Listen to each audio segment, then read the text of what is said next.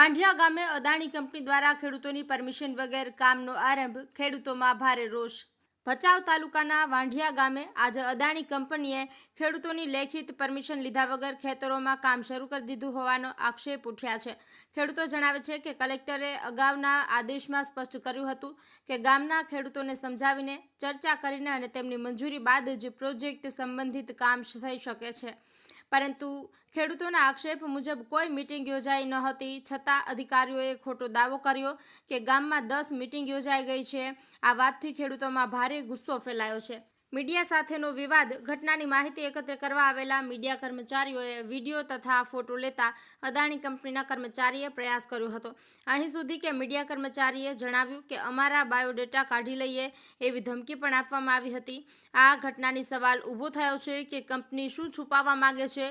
ખેડૂતોનો સવાલ ખેડૂતો ખુલ્લેઆમ પૂછે છે કે શું અદાણીના કર્મચારી કચ્છ કલેક્ટરના નિયમોને અવગણીને પોતાની નિયમો ચલાવશે, સરકારના કાયદાને તોડીને કંપનીના હિતમાં કામ કરશે। લોકોમાં રોષ। ગામના ખેડૂતો અને લોકસમાજમાં ભારે રોષ ફેલાયો છે। લોકો સરકારની સામે જ આવી ગેરરીતિઓ થતી હોવાનો વિરોધ કરી રહ્યા છે અને આ મુદ્દે ન્યાયની માંગ કરી રહ્યા છે। હવે મુખ્ય પ્રશ્ન એ છે કે સરકારના નિયમો સાચા અર્થમાં અમલમાં આવશે કે પછી કંપનીઓ પોતાના નિયમો જ લાદશે। મહેશ રાજગોર, કચ્છ। બીજો આડો મોટો આ લોકો ખાડો કરી નાખ્યો છે।